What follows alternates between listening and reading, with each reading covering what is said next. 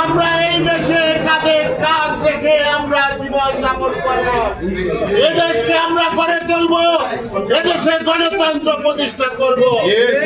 আজকে যারা হিন্দু মুসলিম দাঙ্গা বাজাতে চায় তারা জাতির শত্রু, তারা এদেশের স্বাধীনতা সার্বভৌমত্বের শত্রু। তাদেরকে নির্মূল করতে হবে।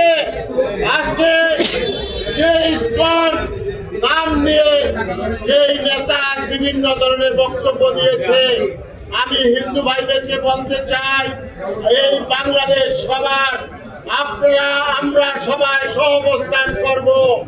কোন জঙ্গিবাদ এবং কোন সন্ত্রাসী দেশদ্রোহীকে বাংলাদেশে স্থান দেওয়া হবে না। কোন সন্ত্রাসী জঙ্গিবাদী স্বাধীনতা সার্বভৌমত্বের প্রতি হামলাকারী, সে মুসলমান হোক, সে হিন্দু হোক, সে খ্রিস্টান হোক, বৌদ্ধ হোক বা অন্য যে ধর্মের হোক, তার বিচার এই দেশের প্রচলিত আইনে হবে। রাষ্ট্র থেকে যে ধরনের বক্তব্য দেওয়া হয়েছে সেটা আমি মনে করি এই বক্তব্য অবিলম্বে তাদের প্রত্যাহার করে নেওয়া উচিত। কারণ ওনারা না জেনে না বুঝে ওনারা এই বক্তব্য দিয়েছে। আমরা বলতে চাই এই নারায়ণগঞ্জ আমাদের সবার। নারায়ণগঞ্জে আমরা সুখে শান্তিতে বসবাস করব। আমরা কোন জঙ্গিকে স্থান দিব না, স্থান দিব না, কোন কট্টরপন্থী স্বাধীনতা বিরোধীকে স্থান দিব না।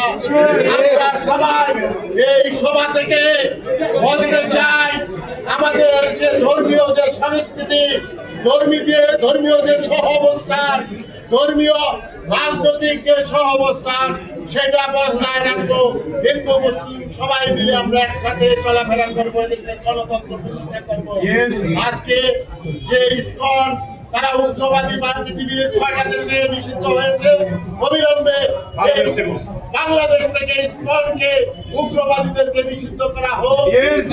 বলতে চাই, আজকে যে ভাইকে হত্যা করা হয়েছে তার কি দোষ ছিল? সে শুধু এই দেশের স্বাধীনতা সার্বভৌমত্বের বিরুদ্ধে যারা চক্রান্ত করেছে সেই মামলায় রাষ্ট্রপক্ষে শুনানি করেছে, অথচ তাকে ধরে নিয়ে শুনানি করার কারণে তাকে ধরে নিয়ে জবাই করে বিভিন্ন ভাবে কুপিয়ে তাকে হত্যা করা হয়েছে। আইনজীবীদের কোন দল নাই, মত নাই, আইনজীবীরা সবাই কালো কোট।